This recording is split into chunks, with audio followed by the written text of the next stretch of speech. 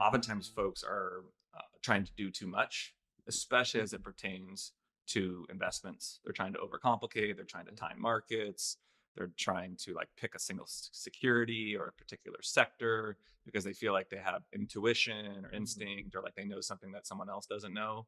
And they tend to overshoot or like over index on their own. It's like Yeah. a overconfidence bias Yeah. almost.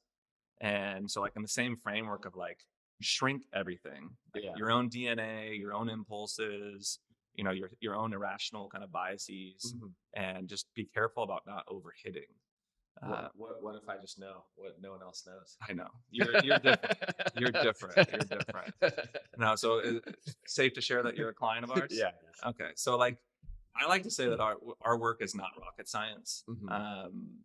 And there are like these fundamental principles of portfolio construction and financial planning that really work and are time tested and enduring. And a lot of it is just about implementing those things. Like you on the court, I'm sure you know, like, oh, I drove the third, I should probably drop the fifth, and I shouldn't be too hectic in transition. And like, these things, but sometimes your body or your You still adrenaline gets in the way, right? yeah. Especially early on. So that's the role we oftentimes play in folks, is like helping them like buffer themselves from themselves, right? And Whether you're hitting a drop or trading Bitcoin, less is more. amen, less is more. It's easier story to tell lately than the COVID era like FOMO trades where everyone was making money hand over fist, and like boring traditional counsel or diversification and stuff like that just was not working. But yeah, I spent a lot of time thinking about how a financial plan, so not even the investment side, but like a financial plan has parallels into pickleball in terms of like, where are the gaps in your game? Where are the gaps in your plan?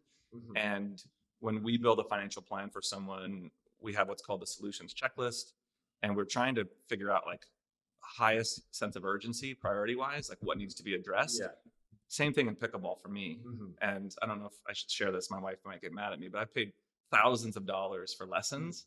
And when I go into a lesson in pickleball, I always want to start with like, what is the biggest glaring issue? Which I know you might counter that a little bit and say like, work on your strengths and make them stronger in some cases. But like, I always want to get better at like where things are really out of whack. I mean, I think it's like those fundamentals, which I imagine it's like in investing as well. It's like you have like these buckets need to be filled before you can go out and try and do something too crazy. It's like before you go and take that long shot on that one thing, if your first four buckets aren't filled, same thing in pickleball.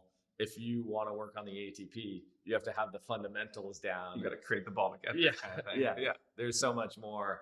And so that's one of the things I'm actually launching an online virtual platform, TUI Pickleball School, that kind of talks about this a little cheaper than your guys less like the lessons that a normal coach pays. Yeah. And it kind of helps build those fundamentals as well.